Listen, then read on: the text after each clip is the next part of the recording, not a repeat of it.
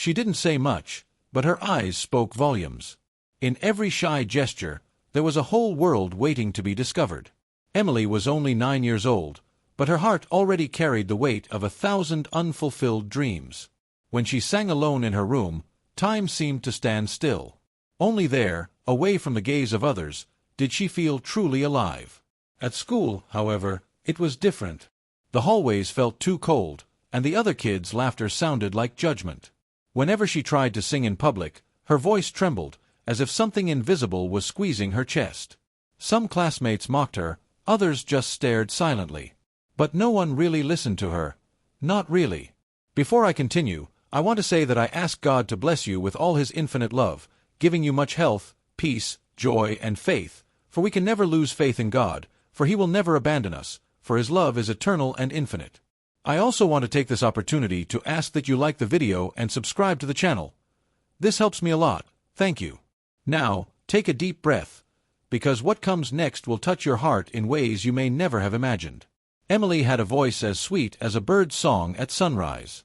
But no one seemed willing to stop and listen. The first time she tried to sing in front of the class, the teacher stopped her after the second verse. She said it wasn't the right time. But deep down, everyone knew what she really meant. "She has no talent," someone whispered from the back of the room. Emily heard it, and it echoed in her mind for weeks. Even so, every morning, she put on her headphones and sang softly on the bus. It was like a secret prayer, a conversation with God. Only He seemed to understand what she felt. At home, her mother was too busy to notice. Her father had abandoned the family years before. The only one who really paid attention was her grandmother, Helen. A silver-haired woman with soft hands and a gaze that seemed to see far beyond. Helen believed in miracles, and she believed in Emily. Every afternoon after school, Emily would go to her grandmother's house. There, she could be herself. They sang old hymns, lullabies, even some old Elvis songs that Helen loved. "Your voice is a gift," her grandmother would say. And when she said it, there was truth in every word. But school wasn't a place for gifts, it was a testing ground. And with each new humiliation, Emily shrank a little more. Until one day, the announcement for the Spring Talent Festival came out. It would be her chance to show what she could do. For the first time, she thought, maybe now they'll listen to me. For weeks, Emily rehearsed every day. She chose the music carefully, fine-tuning every note, every pause, like someone shaping a diamond. Helen sat on the couch and listened with tears in her eyes. It was like reliving something she herself had lost years ago, but which was now reborn in her granddaughter. The problem was, not everyone was happy about it. One of the mothers of another student, who consistently won the school's competitions, began to pressure the principal. "She's not ready," she said. "She'll ruin the show." The principal, influenced, began to have doubts. Emily didn't know yet. And at that school, where appearances mattered more than truth, a whisper was enough to change everything. 2 weeks before the festival, she was called into the principal's office. "Unfortunately, you won't be able to sing this year," they said with a fake smile. "But you can help with the decorations." Emily's world fell apart. She left the room without saying a word. The hallway seemed longer than ever. Arriving home, she ran straight into her grandmother's arms. She cried for hours. Helen, her voice breaking, simply hugged her and said, "Daughter, when one door closes, God already has another open, even if we don't see it yet." What no one knew was that Helen had also been banned from singing decades earlier. In the 1950s, at a small Alabama church, they told her voice wasn't suitable for the choir. "It's a poor person's voice," a woman said. Since then, Helen has never sung in public again. Seeing Emily go through the same pain rekindled something in her heart. And that night, she prayed a prayer she hadn't said in years. "Lord, if there's still purpose in my voice, show me the way. And if it's your will, use my granddaughter as an instrument of your love." Tears flowed without her realizing it. Meanwhile, Emily wrote in her diary, "Maybe I was born to sing alone. But heaven has its own plans." And what seemed like the end was just the beginning of something much greater. Because God's love manifests itself precisely when all seems lost. On the day of the festival, Emily sat in the front row, without a stage uniform, without a microphone, without spotlights. Just a sad smile. When the performances began, she applauded each of her colleagues sincerely. But inside, her heart was broken. And that's when a strange thing happened. The song Emily had chosen was performed by another student. The same girl whose mother had pressured the director. The song didn't sound the same. Something was missing, the soul, the emotion, the truth. Emily squeezed her grandmother's hand, but she simply nodded silently. At the back of the auditorium, a man began to shift in his seat. His eyes fixed on Emily. He seemed to recognize something no one else there saw. His name was Mr. Thompson, an elderly, retired music teacher who had been invited as a special guest judge that night. And he was not happy. Emily didn't notice him watching her. She was too busy trying to hide her tears. Helen, on the other hand, saw, and knew, in that instant, that something was about to happen. Because when the heavens move, even the hardest hearts tremble. And Thompson's heart was about to burst. The school hallways were never silent, but after the festival, there was a different kind of noise in the air. The laughter seemed less innocent, more sharp. Some children whispered and pointed as Emily passed. Others simply looked away, as if embarrassed for her. But no one said anything directly. Emily was used to being ignored, but now it was like she'd become a legend, one of those stories everyone repeats but no one really understands. The girl who got cut from the show, they'd say. The one who sat in the audience. She listened to it all and pretended not to care. But it hurt. How it hurt. Words carry an invisible weight, and at school, they flew like feathers in the wind. No one could take back what she said. Emily tried to hold her head high, but deep down, she was starting to believe what they said. And that's where the danger lies, when you start accepting lies as truth. Helen noticed the change. The sparkle in her granddaughter's eyes was slowly fading. She stopped singing in the bath, put down her guitar, and spent more time staring out the window. It was as if she were disconnecting from the world, but also from herself. And Helen couldn't allow that. So, one Saturday morning, she took Emily to a community market in a local park. There were food stalls, live music, people laughing and dancing. "You need to breathe some fresh air," she said. Emily grumbled, but she went. And there, something unexpected happened.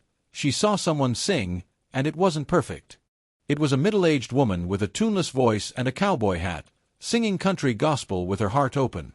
No one laughed. No one pointed. On the contrary, everyone clapped. Emily was mesmerized. Helen just smiled and whispered, "It's not the sound that matters. It's the soul." But when she returned to school on Monday, the crooked smiles and whispers returned with a vengeance. This time, someone had stuck a little note on her locker.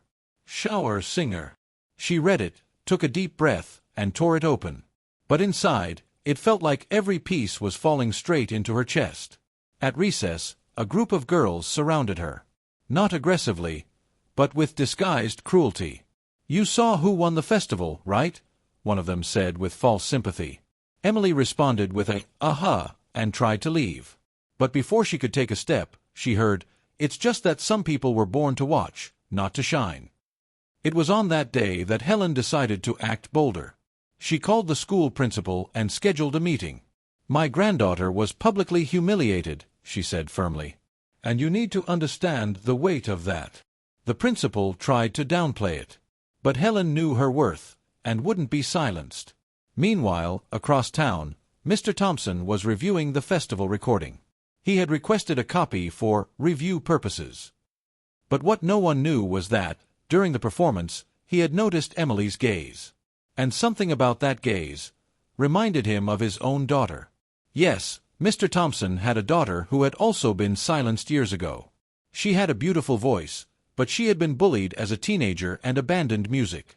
It devastated him. Seeing Emily there, silent, with teary eyes, brought it all back. And in that moment, he made a decision. Back at school, rumors began to spread again, but in a different way. "Old Thompson's asking about the girl who got cut," they'd say. "Will she sing again?" The mood was slowly changing. Even the hardest core members began to wonder if they'd been fair. Emily, unaware of any of this, spent more time in the library. She wrote poems hidden among the books, as if they were little songs that needed no melody. It was her way of continuing to sing, even if no one else was listening. One afternoon, Helen showed up at school unannounced. She asked to speak to the music teacher. "Do you know my granddaughter?" she asked. The woman said yes, with an awkward smile. "So tell me, how does anyone learn to sing if they're never allowed to try?" The teacher was speechless. Helen continued, "No one is born ready. Neither were you. But there were people who believed in you. Why can't you do the same now?" The conversation hung in the air, heavy as silence in an empty church. And perhaps, in that moment, something in the teacher's heart began to change. The next day, something different happened. Emily was called into the art room. There, the music teacher stood, and a piano. "Can you show me what you wanted to sing?" she asked bluntly. Emily hesitated. But her fingers, as if guided by another force, began to play. And then the voice came. Quietly at first, but soon filled with emotion. The teacher stood still, her eyes wide. When the last note echoed, she simply said, "My God, what have we done to you?" Emily didn't know whether to cry or smile. Maybe both. And while this was happening, Mr. Thompson was already planning something even bigger. A local event, outside of the school, featuring young talent from the community. And he wanted a special star. Someone who didn't yet know how powerful their voice was. Someone who needed to believe again. But at school, things still weren't settled. The girls who had teased her now whispered in fear. "Will she really sing? What if you're better than us? What if we're forgotten?" Because the ego fears genuine talent, especially when it's born of pain. And it was in this charged atmosphere that an unexpected invitation arrived. An envelope left on Emily's desk, tied with a blue ribbon. Inside was a single handwritten sentence. "You have a gift. Let's show it to the world." And signed. But with something she hadn't felt in days. Hope. What Emily didn't yet know was that this invitation would come with even greater challenges. Because every resurrection journey begins with a profound trial. And before redemption, there would still be tears. Lots of tears. Helen wasn't just any grandmother. Her hands smelled of lavender, her eyes held 1,000 stories, and her unshakable faith, revealed not in speeches but in silent gestures. Her home was a refuge where God's grace seemed to dwell in every corner. For Emily, it was the only place where the world didn't hurt. In the living room closet was an old trunk filled with notebooks, faded photos, and vinyl records. Helen called it the drawer of time. One day, Emily asked her why she never sang in public. Helen smiled sadly. "I used to sing. But a long time ago, someone decided my voice wasn't good enough." What Emily didn't know was that Helen had been the star of a church choir in Alabama in 1958. She sang as if the heavens had opened, and everyone stopped to listen. But back then, prejudice was a slow poison. And all it took was one nasty remark to bring everything crashing down. "That voice doesn't suit our kind of people." Helen never sang for an audience again. Only for God, and for Emily. It was as if she had saved her gift for someone who would truly appreciate it. And with each note Emily sang, her grandmother relived a piece of the past, but with a different ending. Because in her granddaughter's eyes, she saw redemption. One rainy afternoon, while organizing the attic, Emily found an old white stage dress. "It's the dress I would wear to Christmas service, but I never did," Helen said with a nostalgic smile. Emily held the fabric as if it were a sacred relic. "Can I wear it someday?" she asked. Helen simply nodded. And there, in that dust and memory-filled attic, a silent pact was born between them. Emily promised she'd never let anyone shut her up again. And Helen promised that this time, she'd be there, standing, applauding, no matter what. Because a grandmother's love doesn't watch from afar. It throws itself into the middle of the fight. Helen began writing motivational notes and leaving them in Emily's lunchbox. Phrases like, "You are light, the world needs to hear you, God created you with a purpose." Emily pretended to think it was silly, but she collected them all, hidden in a notebook inside her backpack. It was her invisible shield against cruelty. One such afternoon, Helen took Emily to a small local church. The pastor, a simple man named Jim, was a longtime family friend. When he heard Emily sing, he was silent for a few seconds. Then he said firmly, That girl carries something divine in her voice. That's anointing." Helen smiled. For the first time in decades, she felt her voice, even if now coming from a different mouth, being accepted. Emily didn't fully understand, but she felt a strange peace. As if where she was a continuation of Grandma's embrace. It was the kind of silence that heals. But not everything was rosy. Helen was getting older. Her steps were slower, her cough was persistent, and her doctor visits were becoming more frequent. Emily noticed, but tried not to think about it. Grandma is too strong to get sick, she told herself. As if faith could protect her even from time. One night, when Emily had a nightmare, Helen sat beside her bed and began singing an old gospel song, "His Eye is on the Sparrow." Emily fell asleep listening to that melody. She thought, if I sing for my soul, maybe God will hear me the way she does. It was the first time she had prayed without words. One day, Helen revealed that she had written a song decades ago. She had never shown it to anyone. It was a prayer in song form. Emily begged to hear it, and Helen, her voice trembling, sang. Emily cried. "This will be the first song at my first show," she promised. Helen laughed, her eyes welling up with tears. Over time, the story of Helen and her granddaughter began to spread throughout the neighborhood. People who had previously barely greeted each other at the grocery store now stopped to offer their compliments. "I heard your granddaughter sings beautifully," they would say. Helen would respond simply, "She sings from the heart. And that's what God hears most." Emily began to see her grandmother differently. Not just as her guardian, but as a silent warrior. Someone who had carried wounds throughout her life, never complaining. "Grandma, why didn't you ever rebel?" she asked one day. And Helen replied, "Because my voice is for worship, not for shouting." These words were etched like a tattoo on Emily's soul. Because there was a profound truth there, one that echoed the teachings of Jesus. The strength that comes from meekness, from faith, from hope that doesn't scream, but transforms. And in every rehearsal, she carried this truth as fuel. But those happy days were about to be challenged. Helen had a health crisis and was rushed to the hospital. Emily was desperate. The fear of losing the only person who truly believed in her paralyzed her. And there, before a closed ICU door, she said the most sincere prayer of her life. "God, if necessary, take my voice, but leave it with me." It was the voice of a child asking for more than music. Asking for presence. For love. For security. The answer came not in words, but in a sigh from her grandmother, hours later, now awake. "We still have promises to keep, my dear," Helen said. From that day on, Emily no longer sang for herself. She sang for her grandmother. For every woman who had been silenced. For every muffled voice. For every shelved dream. And with every note, an invisible crowd seemed to listen, applaud, and finally, be heard. But there was something Helen hadn't yet told. A secret kept for over 40 years. A name. A memory. A past love that was somehow connected to what was soon to come. An unexpected bond between generations. Between pain. Between songs. The day of the spring festival approached, and the school was in an uproar. Posters hung in the hallways, rehearsals during recess, costumes were being sewn by anxious mothers. Emily, even though she knew she wouldn't be performing, walked among her classmates like a ghost. She was there, but invisible.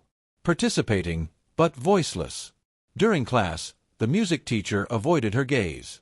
It was as if Emily's mere presence lifted a weight no one wanted to carry. Helen insisted that she at least attend the event. "You need to show that you weren't destroyed. Only then will they understand the mistake they made." Emily hesitated, but went. In her heart, she carried the promise she had made to her grandmother, and the secret song only the two of them knew. While the other students prepared, she slipped on Helen's white choir dress under her coat.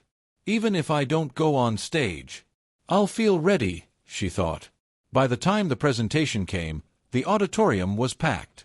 Parents, teachers, former students, and even Mr. Thompson, whom everyone thought had retired forever. Emily sat in the front row, her hands trembling and her heart pounding. Not out of envy, but out of a profound emptiness. As if something that belonged to her had been stolen. The first student took the stage and sang confidently. Then came dances, duets, and funny numbers. Everything seemed to follow a predictable script, until suddenly, they announced, "And now, the next song will be You'll Never Walk Alone." Emily froze. It was that one music. Hers. The one she had rehearsed for months. What no one knew, or pretended not to know, was that the other student who would now sing her song had originally chosen a different song. They switched at the last minute, and Emily understood immediately what that meant. This wasn't a coincidence. It was appropriation.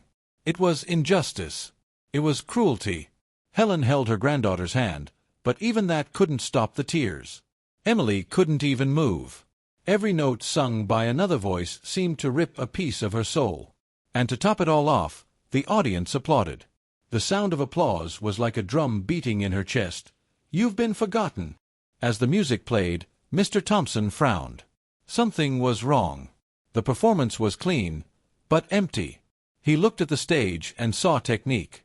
He looked at Emily and saw truth. And in that moment, something inside him snapped. The silence he'd maintained for years was about to be broken. When the performance ended, everyone rose to their feet in applause. Except for Thompson. He remained seated. Suddenly, in a gesture no one expected, he stood up, but not to applaud. He walked slowly to the center of the auditorium. He stopped and pointed at Emily. "She should have sung that," he said firmly. An icy silence fell over the room. The mother of the student who sang tried to argue, but he cut her off with a look. Music is more than voice. It's history. It's pain. It's truth. Turning to the school administration, he added, "And you took away her chance to heal through art. That's unforgivable." Emily, embarrassed, tried to shrink back into her chair. But Helen, with all the dignity only a grandmother can muster, stood up as well. "Her voice is my inheritance. And you tried to bury her alive. But God does not allow His gift to be silenced forever." Some parents applauded her. Others remained silent, disconcerted. The principal formally apologized, trying to defuse the situation. But the damage was done. The injustice had been exposed like an open wound in the middle of the party. Emily still didn't know what to feel: relief, shame, anger, or all at once. But inside her, something was beginning to rise. A flame. The next day, she received a voicemail on her cell phone. It was from Mr. Thompson. "You don't know me well, but I know your soul. I want to invite you to an event. It's not school-related. It's from the heart." It was the beginning of something new. A door that was opening, but one that came with its own challenges. Helen was silent for several seconds as she listened to the recording. Then she went to her time chest and pulled out an old photo. In it, a young man stood next to a woman who looked a lot like Emily. "That's my childhood best friend's father, and maybe the grandfather you never knew you had." Emily's eyes widened. "Are you saying Mr. Thompson is—" Helen nodded slowly. "I'm not sure yet. But perhaps God chose this crooked path to unite what had been separated by time." It was a revelation that changed everything, and promised more mysteries to come. Meanwhile, at school, the festival's repercussions were intense. Some students began to see Emily differently. Others continued to mock her. But something had changed. It was as if, for the first time, she was visible. As if her pain had held a mirror up to everyone. Emily sang again. Alone, in her room. But this time, it wasn't an escape. It was preparation. Because she knew her next performance wouldn't be at a school that didn't value her. It would be in a place where truth mattered more than glitter. And where, perhaps, she would find answers about herself. Deep down, she still dreaded stepping onto a stage again. But she also felt a strange strength. As if she were being guided by the invisible hand of God, who stitches everything together in silence. "You will sing, my daughter," Helen said. "But this time, you will sing to heal other wounds, including your own." The new event was called Healing Voices, and brought together young talent from across the community. Emily's application was submitted by Thompson. She only found out later. And the curious thing, the song he chose for her was precisely the one Helen had written decades earlier, and never sung in public. She was speechless. "How did he?" she asked. Helen smiled. Perhaps the Holy Spirit speaks to those who listen. Emily couldn't refuse. Her grandmother's music, her grandfather's, or possible grandfather's, voice. And the stage. Finally hers. Everything was falling into place, like pieces of a heavenly puzzle. But before the big day, something still needed to happen. An unexpected reunion. An old letter. And a revelation that would forever change the way Emily viewed her own origins. The community center auditorium was simple, with wooden benches and yellow lights. But that night, it felt sacred. People arrived slowly, holding flyers with the event's name, Healing Voices. There was anticipation in the air, but also silence. The kind of silence that precedes miracles. Emily stood backstage, wearing Helen's white dress, now adjusted to her size. Her hands were sweaty, her throat was dry, and her heart was pounding as if it wanted to burst from her chest. Helen, sitting in the front row, kept her eyes closed. She prayed silently. She asked for strength. She asked for peace. She asked for purpose. The audience was varied, young and old, entire families, and even some schoolmates. But there was one conspicuous absence, Emily's father. He had never been present, and Emily hadn't even counted on him. Even so, a part of her heart still secretly hoped he would show up, even if only for a moment. As the event began, the first singer took the stage with a pop ballad. The audience applauded politely. Next, a young woman performed a traditional hymn with genuine emotion.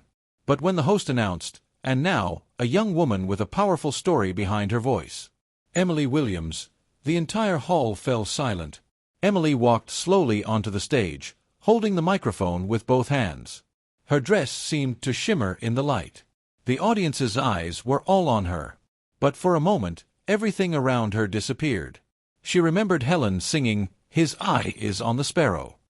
She remembered the note in the lunchbox, "You are light." She took a deep breath. And began. The song Helen had composed began softly, almost like a prayer. Emily sang with all her heart. Each verse was a healing fragment of pain, each note a silent scream finally released. And most surprisingly, no one moved. No one coughed. No one even blinked. It was as if time had frozen. The silence in the auditorium was not constrained. It was reverent. Like silence before something sacred. Like the silence of a church when God enters the temple. Even the teenagers who had laughed at her in school were paralyzed, speechless. Helen wept silently. Mr. Thompson kept his eyes closed, nodding slowly as if to say, "Yes. Now, yes." And then, in the second verse, something even more unexpected happened. A woman in the third row burst into tears. She wept as if healed from within. And she wasn't the only one. One by one, tears welled up in their eyes. Emily, without realizing it, was ministering healing with her voice. Each word she sang carried memories of others. Others' wounds. Stories of overcoming, of loss, of hope. It was more than a performance. It was a service. Halfway through the last note, Emily looked to the back of the auditorium and saw a man standing there. He stood there, his hands shaking, his eyes wide. It was her father. There was no doubt about it. Helen saw him too. Emily hesitated for a second, but then finished the song. When the last note echoed, there was silence. No applause. No sound. Just raw, open, living emotion. And after a few seconds that felt like hours, someone shouted, "Hallelujah!" It was Pastor Jim, who had arrived unexpectedly. And then, like a wave, the entire auditorium erupted in applause, shouts, tears, and praise. Emily fell to her knees on the stage, overcome by something she didn't understand. Helen got up and ran to her, hugging her tightly. Mr. Thompson, overcome with emotion, simply wiped his eyes. The man in the background remained still. After so many years, he was finally watching his daughter shine. But there was more to the story. After the event, many people approached her to hug her, thank her, and share their own stories. One woman said, "Listening to you reminded me of the son I lost." A teenage girl revealed, "I almost gave up on life. But your voice pulled me back." Emily didn't know what to say. She just listened. And cried with them. But when the crowd began to disperse, the mysterious man was still there. Helen stared at him, unmoving, and then he walked toward them. "Emily," he said, his voice breaking. She just stared. "I am your father, and the worst decision of my life was leaving you." The silence returned, sharp, tense. Emily was speechless. Helen put her hand on her shoulder. The man continued, "I saw your performance by chance, and I felt like God was speaking to me through your voice." He was crying, but Emily didn't know what to do. Part of her wanted to hug him. Part wanted to run away. Part just wanted to understand. Helen approached him. "If you're here, it's no accident. But God rebuilds in silence what life broke with screams." It was his way of saying, "You're welcome, but you'll have to prove it with your actions." He nodded respectfully. Emily simply said, "Music brought you to me. Now, time will tell the rest." Later, alone with Helen, Emily asked, "Did you know he was coming?" Her grandmother smiled. "I didn't. But I prayed for it for years. Because God doesn't forget promises, even when we forget to pray." Emily lay on Helen's lap. For the first time, she wasn't afraid of the future. She had hope. But there was still something no one there knew. A letter, lost for over 20 years, written by Mr. Thompson, confessing a secret about Helen's past and a forbidden love. A truth that would forever change their bond. The day after the event, Emily's story was everywhere in the city. Social media, churches, markets, even on park benches. "The girl who sang and made the audience cry," they said. But for Helen, what really mattered was Emily's look that morning. Calm, confident, full of light. As they drank coffee, Helen pulled out an old envelope, tucked inside a leather-bound Bible. It was yellowed but intact. "I think it's time you read this," he said. It was a handwritten letter, written in a firm, delicate hand. In the corner of the envelope, it read, "To Helen, with everything I never got to say." Emily opened it carefully. It was from Mr. Thompson. Dated 28 years ago. He confessed his love for Helen since their youth. He spoke of the day he wanted to ask for her hand in marriage but was prevented by family matters. "You were the woman of my dreams, but I was told our worlds couldn't mix." Helen read silently, her eyes welling up. "I kept this for decades. I never had the courage to open it. I thought it was too late." Emily was shocked. "So, he was your lost love?" Her grandmother simply nodded. And perhaps, in ways only God understands, he brought it all back. You, him, and the music. While digesting all this, Emily received an unexpected call. It was from the local TV station. Someone had sent a video of the performance. The clip went viral, with thousands of views within hours. The station wanted to interview her. But Emily hesitated. "I don't want to be famous. I just want to be heard." Helen smiled. "Being heard, that's what makes you unforgettable." During the interview, they asked, "Who inspired you most to sing?" Emily didn't hesitate. "My grandmother." And a man who stood up in the silence. The reporter, curious, asked who it was.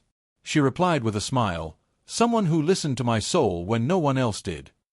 The video of the interview moved even more people. But at home, away from the spotlight, Helen wondered, is it too late to start over? Emily held her hand. "If God restored my voice, He can restore your heart." And Helen, even with her tired body, felt something inside her rekindle. Mr. Thompson, for his part, watched the interview with tears in his eyes. He knew he couldn't go back in time. But perhaps he could live in the present with the courage he lacked in the past. He then decided to visit Helen. He brought flowers and an apology. At the meeting, there was silence. And tears. He knelt in front of her. "Helen, my cowardice hurt you. But your love saved my granddaughter. And if you'll let me, I want to be by your side, even if it's late." Helen wept. But she didn't say yes or no. She simply said, "Let's walk. One step at a time." Days later, the school organized another event, this time honoring music as a healing tool. They invited Emily to officially sing. But she surprised everyone. She took the stage, grabbed the microphone, and invited Helen to sing with her. For the first time in 60 years, the auditorium fell silent again. But this time, it was a silence of honor, of reverence. Helen slowly walked onto the stage. Emily held her hand. The two began to sing Amazing Grace. And with each verse, the audience became more involved. Tears flowed. Hugs multiplied. It was more than music. It was a miracle. And in the middle of the audience, Mr. Thompson stood up. In tears. Again, he was the first to rise. But this time, it wasn't protest. It was praise. It was surrender. It was repentance turned into worship. And then everyone else stood up too. An entire auditorium stood. There, that night, no one wanted applause. No one wanted fame. They just wanted to experience what they felt. Because when two generations sing together, when past and present embrace, the future is illuminated. And the audience knew they were witnessing something that will never be repeated. After the performance, an elderly woman approached Helen. "I was the one who said your voice wasn't enough in church years ago. I was wrong. You had the most beautiful voice ever. Forgive me." Helen took her hand and replied, "You gave me the gift of silence. And today, God gave me back my song." Emily watched in silence. For the first time, she understood that her pain had not been in vain. That each tear shed had watered an invisible garden. And now, the flowers were beginning to bloom. But something still troubled her, a doubt about her origins. It was then that Helen revealed, "Your mother sang too. But she passed away too soon. You inherited her voice." Emily was shocked.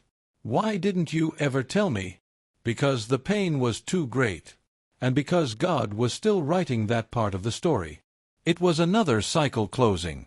Or opening. And the story would continue. Because a new door had been opened. Emily would receive an invitation to a music school, a youth choir, a new mission. But none of this would have mattered without the heart of the one who stood up first, amidst the silence, and transformed everything. The night had been magical, but the next day dawned with a different atmosphere. Helen seemed distant. She paced the house with an envelope in her hands, as if carrying an ancient weight. Emily noticed, but respected the silence. She knew that when the time was right, Grandma would speak. And that time was coming. Late in the afternoon, Helen sat beside her granddaughter on the sofa. "I need to tell you a story. But it's not easy," she began. Emily simply held her hand. Helen took a deep breath. "Before you were born, even before your mother, there was a love story. A story interrupted by fear, pride, and bad choices." She told about the summer of 1957, when she met James Thompson. Yes, that one Thompson. They were 17. He was the son of a strict pastor. She, the son of a simple seamstress. They spent entire afternoons listening to records and singing hymns in the shade of a cherry tree in the churchyard. He promised me we'd run away and make a living from music. But the day before, his father found out and threatened to disinherit him. James disappeared. He didn't leave a note. He didn't say goodbye. Helen waited. Weeks. Months. Until one day, she learned he'd gone north to study. They never saw each other again. Until now. Emily listened silently. She felt the weight of decades pouring into every word. "But there's more," Helen said. "Shortly after he left, I discovered I was pregnant. My mother hid it from everyone. She sent me to an aunt's house, far from town." Emily's eyes widened. "You had a child?" Helen nodded. "A girl. Your mother." Emily could barely breathe. "You mean, Mr. Thompson is my grandfather?" "Yes, child. But he doesn't know. Or at least, he didn't know until now." Emily was speechless. "Why didn't you tell me before?" "Because I thought I'd never see him again. And because you carried shame, not hope." While they talked, across town, Thompson was sorting through old papers. Photos, letters, school reports. And in one of them, he recognized something, a copy of Helen's daughter's birth certificate. His last name wasn't there, but the date, the handwriting, everything confirmed it. "My God, what have I done?" he murmured. He called Helen. We need to talk. Alone. When they met, they sat on the bench in the square where they used to sing. He held the birth certificate.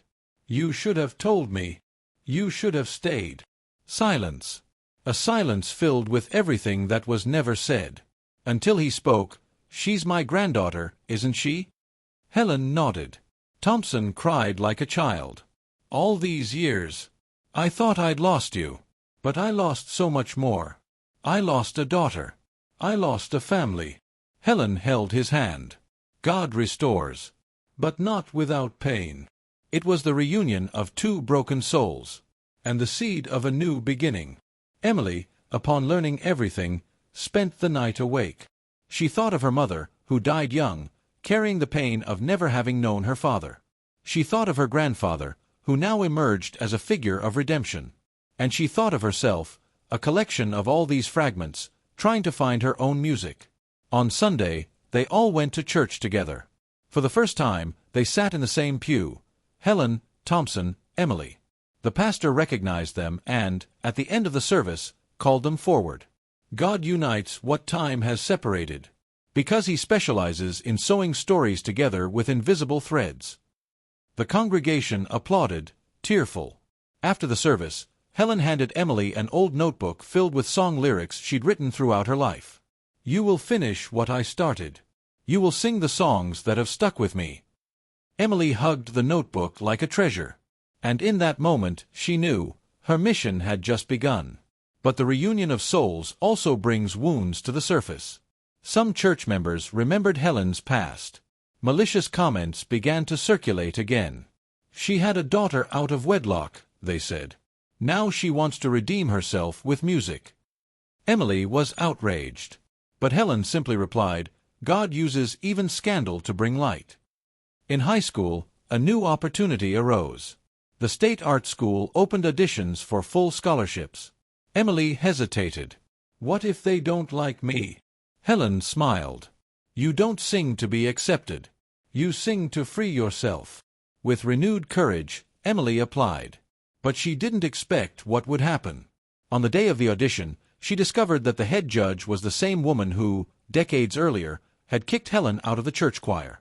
Now, with gray hair and a hard look in her eyes, she recognized the surname and whispered, Are you Helen's granddaughter?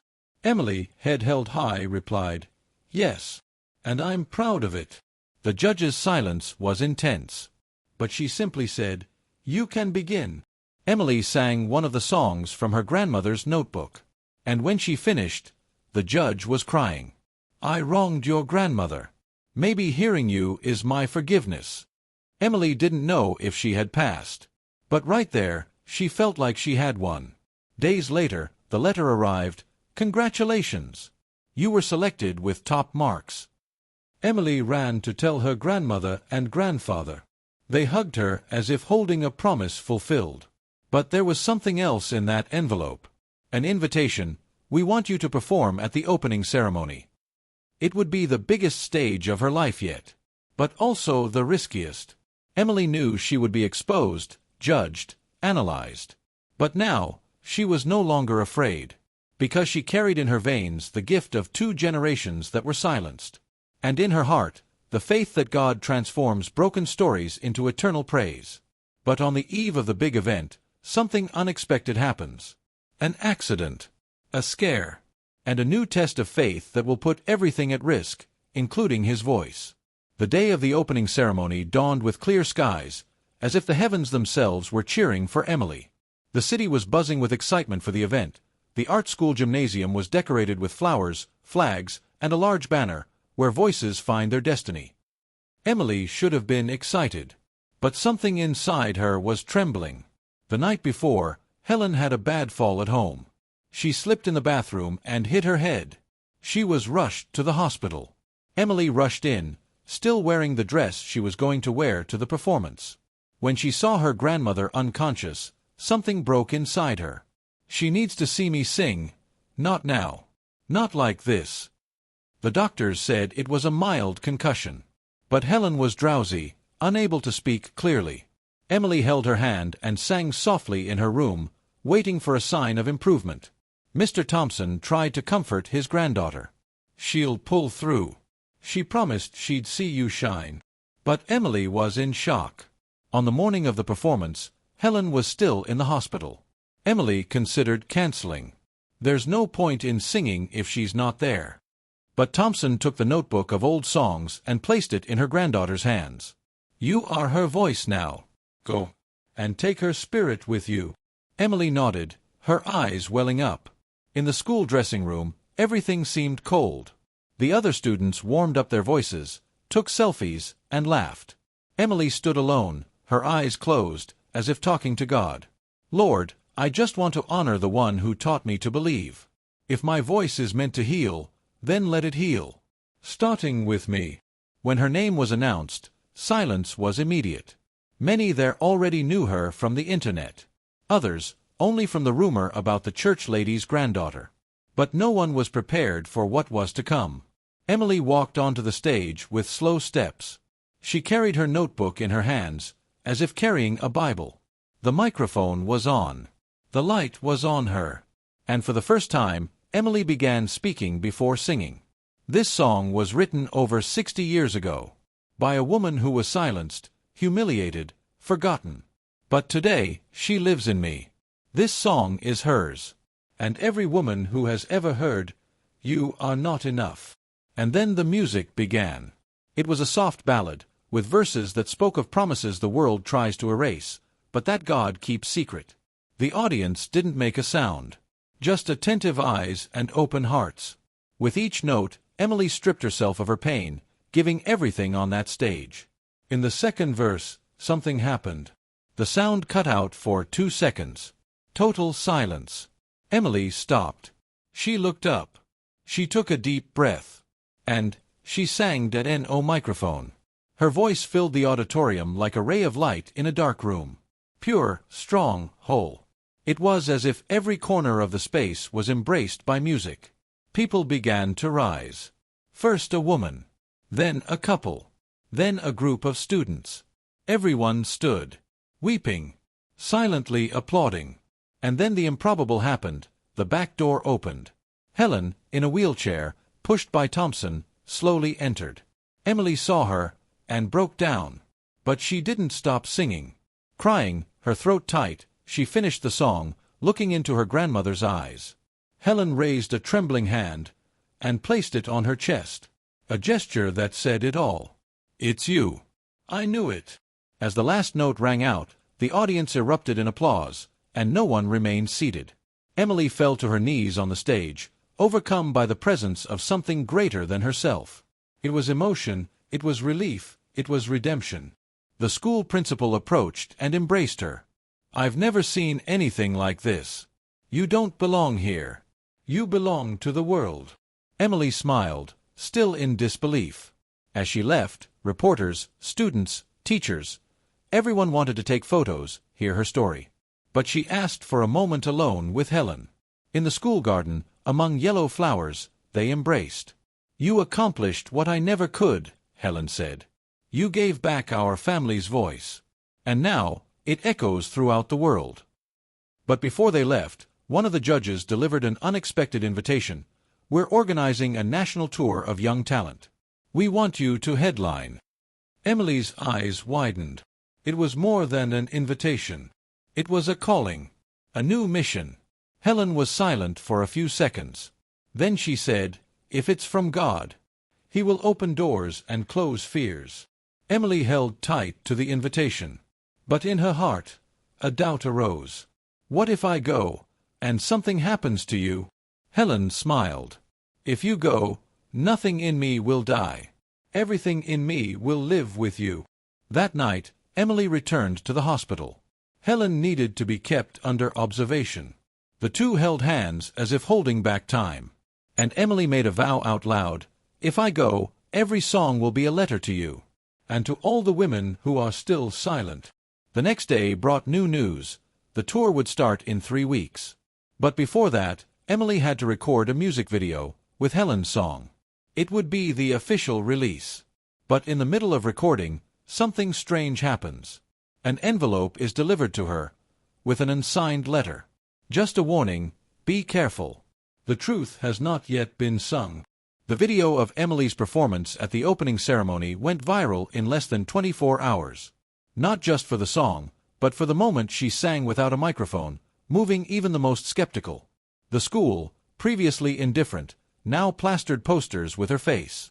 But fame didn't heal all wounds. Some teachers, who had previously ignored her, began to greet her enthusiastically. "We knew you had something special," they'd say. Emily just smiled. But deep down, she remembered perfectly who had silenced her. The hardest part wasn't the past.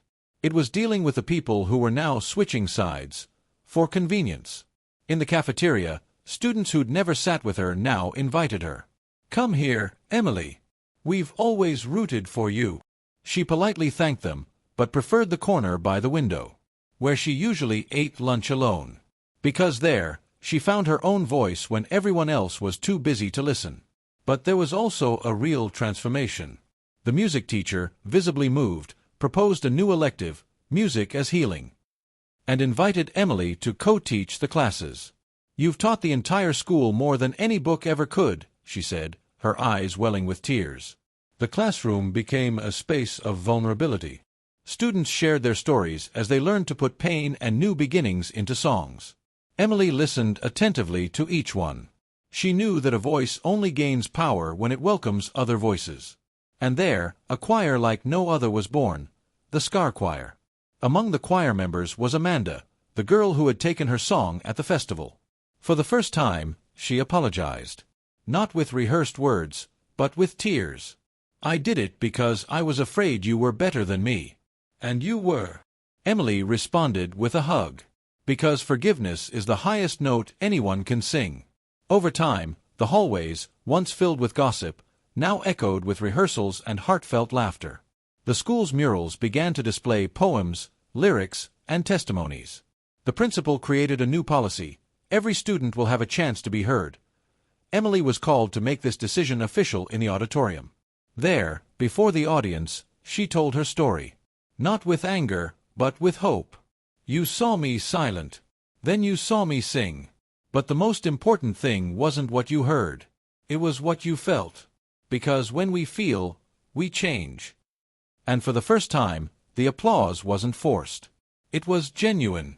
At the end of his speech, Mr. Thompson took the stage and did something unexpected.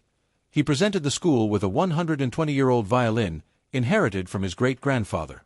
"This instrument carries tears and promises. Now, it belongs here. May it serve to heal future generations." The audience, in silence, grasped the grandeur of the gesture. Days later, Emily received a special invitation to perform at the graduation ball. But she proposed something different. "Let's do an open concert, with students singing their stories." The school approved, and the event became the most exciting in the institution's history. A night where everyone had their chance to shine. But not everything was rosy. The anonymous envelope Emily had received before the recording still troubled her. "Be careful. The truth has not yet been sung." She began investigating, and discovered that in the school archives there were old records about Helen's exclusion from the choir. Deleted files. But someone had kept a copy. Emily found the papers with the librarian. There was handwritten writing: "Helen Thompson does not fit the required vocal standard. Reason: incompatible origin and behavior." Emily read it and trembled. It was racism. It was judgment. It was institutionalized injustice. And now, she had proof. She took the documents to the principal. "This needs to be fixed." The woman, visibly shaken, agreed. They then decided to organize a special event, Silent Notes, a concert of reconciliation. And for the first time, Helen would be honored in public, with her story finally recognized. The event was packed. Journalists, alumni, and even local religious leaders attended. Helen, overcome with emotion, walked onto the stage, pushed by Thompson. She received a symbolic trophy made of crystal and wood. But what touched her most was the plaque on the wall: "Helen Williams' Room of Voice and Courage." Emily sang that day, not as a granddaughter, but as a disciple, as the heir to a story that began in silence and ended in song. When the song ended, she looked at her grandmother. Helen whispered, "Now yes." Now my story is complete. But Emily knew there was still one final act. Because in the audience, a woman was watching everything closely. She approached Helen and said, "My name is Ruth. I was your classmate in the choir, and I was the only one who tried to prevent your exclusion." Helen recognized her instantly. The two embraced tightly. Decades later, their alliance was finally restored. Emily watched from afar. She felt something bigger was happening. As if her story, her music, her pain, everything had served to forge bonds that time had tried to undo. But there was still one last place the music needed to reach. A stage that wasn't made of wood, but of faith. The weeks that followed were like a continuous dream.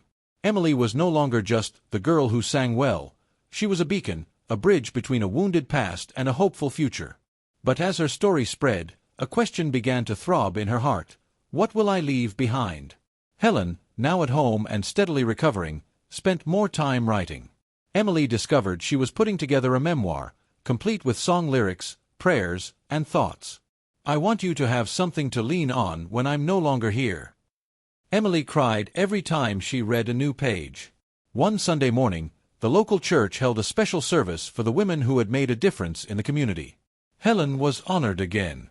Emily sang a hymn chosen by Helen, "I Surrender All," but at the end of the song, something different happened.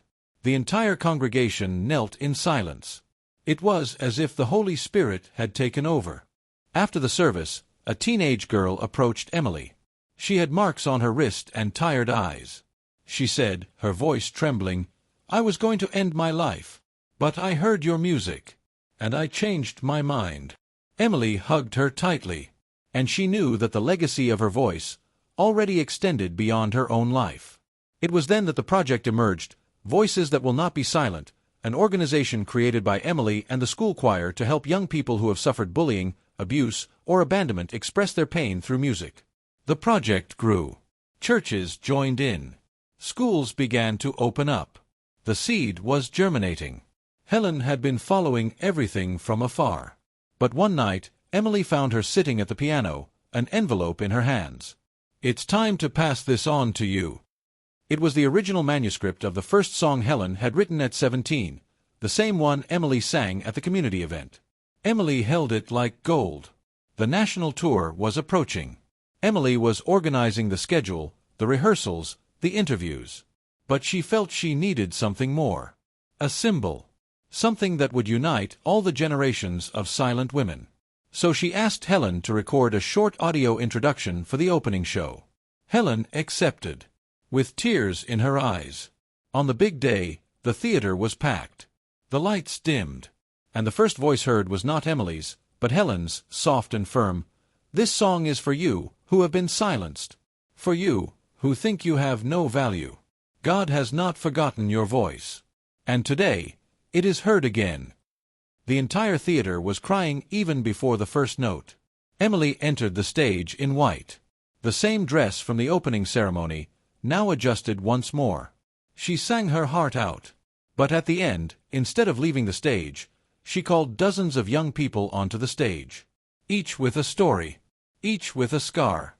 All singing Helen's original song together. It was a choir of survivors. The tour passed through 20 cities. In each one, Helen watched on her cell phone, overcome with emotion. But at one of the last performances, Emily received a call. Helen had been hospitalized again. Her heart was weak. Emily was paralyzed. But Helen, from the hospital, sent a message, "Don't come back for me. Sing for me." And so she did. On stage that night, Emily sang like never before. With tears in her eyes, a choked voice, but a supernatural peace within her. At the end, the audience gave a standing ovation for nearly 10 minutes. Emily looked up to the heavens and whispered, "That was yours, Grandma." The next morning, Helen left. Asleep. Serene. At peace. Beside her, her music notebook. On top of it, a note, "Now you are the one who carries the melody. But remember, the song is from God." Emily didn't cry right away. She smiled first. Because she knew heaven had gained a voice that should never have been silenced. The funeral was filled with songs. People from various cities came to pay their respects. And there, Emily sang her grandmother's song for the last time, now an eternal anthem. When she finished, she placed the notebook on the casket and said, "Thank you for teaching me that the most powerful voice is the one that sings from the heart." Months later, Emily founded a free music school for marginalized girls. She called it the Helen Institute for Vocal Healing. On the entrance wall, a phrase in gold letters, "Here, no one will be silenced." But one morning, when Emily opened her school mail, she found an envelope with no return address. Inside was an old cassette tape. Handwritten on it was a sentence, "The voice that inspired you still has something to say." Emily looked up at the sky. She smiled, and knew the legacy wasn't over yet. Because voices like that never shut up. If you've made it this far, it's because this story touched something deep within your heart. Perhaps it reminded you of your childhood, of someone who inspired you, or of a voice of yours that has been silenced throughout your life. But the truth is, it's never too late to rediscover the melody of our soul. How many times have you felt like Emily? Ignored, disbelieved, forgotten, trying to prove your worth in a world that only applauds those who shout the loudest. But see, it was precisely in the delicacy of her truth, in her grandmother's faith, and in the courage to face the silence that she changed the course of so many lives. And now I ask you, what's your story? What voice do you need to release? Is there a part of you hidden away, waiting for the right moment to emerge? Have you ever thought about how many people could be healed, touched, transformed, just by hearing you be who you truly are? God hasn't forgotten you. He hasn't lost his address. And if you feel left out, remember, God's timing is perfect, and he wastes no pain. Every tear that fell silently was recorded in heaven. And perhaps, like Emily's voice, yours is about to be heard, in a way no one expected. If this story touched you, reminded you of someone special, or made you want to start over, leave a comment below. Have you ever felt something similar? What was the greatest injustice you ever faced, and what did it teach you? Share with us. Other women need to hear what you have to say. And of course, if you want to keep receiving stories like this, full of emotion, faith, twists and turns, and life lessons, subscribe to the channel and turn on notifications. This helps me a lot to continue bringing these messages to more and more people. May God bless you with health, peace, and unwavering faith. Now, take a deep breath. And remember, you still carry a voice that the world needs to hear.